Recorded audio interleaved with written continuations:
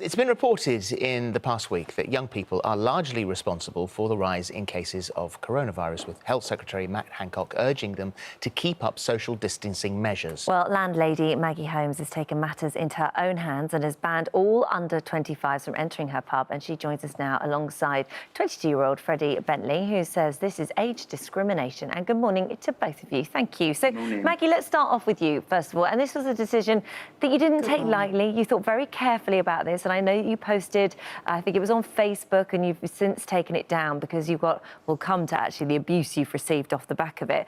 But why? Why make this decision? Good morning. I made this decision initially because there had been a spike in the area of cases between 18 and 25-year-olds. I'd also looked at the statistics as well that I'd seen that Boris had put up on Wednesday evening when he'd done a conference call. So I didn't take it easily, but I wanted to mitigate the risk for my customers. So let me just read a little bit of what you said on Facebook. Before anyone tries to say we are wrong, think of the implications for us as a business.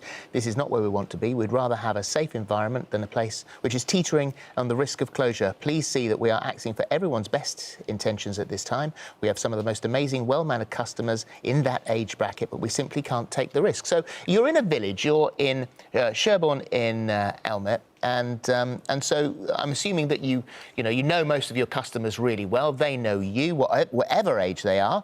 Can't you just say to them, you have to be extra careful when you come in here. We are implicating, very strict rules, rather than banning your customers? It was, as I say, it wasn't a decision that we took lightly. I would say that the demographic of the people that do enter here is I probably only have around 15% of customers in that age bracket. And as I stated, they are, amazing.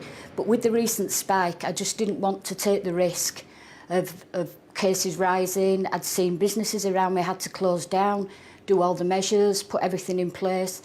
And I'm not naive enough to think that there won't be somebody else that will come in with it, that won't be in that age bracket. I'm just trying to lessen the risk at the moment. And also the risk to you financially, because we know landlords up and down the country were hugely impacted by the full lockdown when pubs couldn't open at all. And as a business, in order to survive and keep the pub going for other people for a very long time, you can't run the risk of it closing again.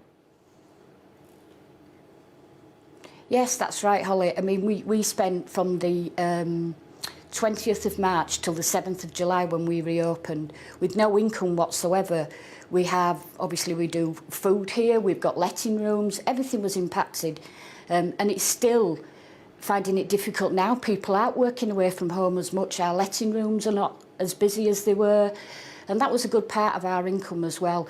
And as I say, the demographic of the people that come in the pub, we are only talking around 15%, but I would rather take it and try and mitigate the risk and lessen it for everyone concerned. You took the post down from Facebook and you got a death threat directly to you down the phone. What other reactions have there been? I put it on Facebook initially, as I was saying, because I didn't want people turning up and then my staff having to deal with saying, I'm really sorry. So that was my initial idea of putting it on Facebook. And then, as I say, I hadn't really taken much notice. I just thought it was an ordinary post until the next day there was calls, there was, I think it got something like 2,500 shares. And I got lots of abuse about age discrimination, etc. So it just went on, and people then emailing me from false email accounts saying, we hope your business never recovers, you deserve to die from this. There is no excuse for that, of course there isn't. We've got Freddie here now with us. So Freddie, you're 22, you're an influencer from Wickford in Essex. So this is your age category, and actually although you haven't got as far to be trolling somebody, you would say, actually, this is age discrimination. Yeah, absolutely. I think as a 22-year-old man, I love going out for the weekend and, seeing my friends. I think it has been such a tough year for the younger generation with the university results not coming out as they wanted and the GCSE results. And I feel like the younger generation are going to feel like they're being pushed into a corner.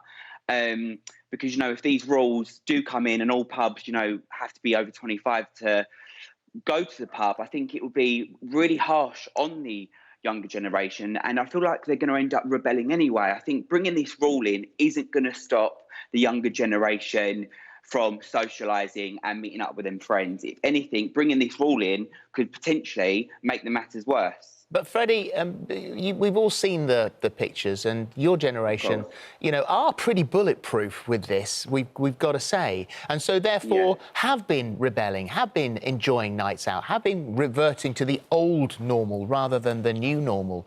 So if that is the case, and if the figures say that a large proportion of the increase in COVID numbers are due to that generation who actually are pretty impervious to it, then surely at some stage there have to be measures put in place.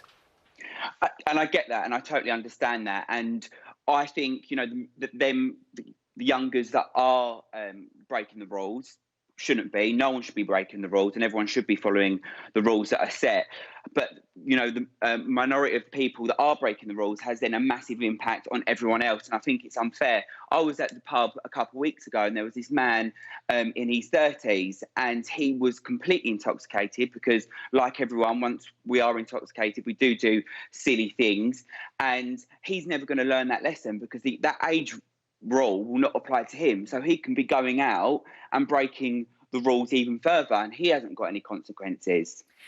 Just before we go, Maggie, I wanted to ask you, there's talk today, almost 2 million people in the northeast of England are expected to face local restrictions as the coronavirus cases there rise. They're expected to include restrictions on pubs, a 10 p.m. curfew on restaurants and other licensed premises. Will that make any difference? Would you consider doing that? It won't make a massive difference. And again, as Freddie's just said, when people get intoxicated, I can understand why they're doing it, because you've obviously been in the pub a longer time if you get into 10 o'clock. So I can understand, I'm behind it. If that's what it takes, then that's what it takes to lessen the risk for everybody. And we'll have to take it on the chin. It's better than having us to close, full time. Freddie, just finally, do you think if, with curfews, with bans, do you think what it does do is it just drives it underground and there'll be raves and parties and gatherings that there won't be any control over? Exactly, because what it's going to come down to is that if the younger generation are being told that they can't do something, you automatically want to go and do it. So, like I said, it's not going to stop the young generation from socialising, and it can end up being a worse situation and even putting yourself at danger, because I guarantee if they can't meet at pubs, they're going to be meeting at other people's houses. All right, thank you both very much indeed. Arlene says it's been well documented that that age group seem to be helping the spread, so why not ban them? Martina said, this is so wrong. There is absolutely no proof that young people are to blame for this spread. I see just as many older people not socially distancing and disobeying the rules as I do young people. Simon says this is just a witch hunt on the young, and Julie says it's her pub. She can choose who she wants to let in, just like we would in our own home. No, thank you.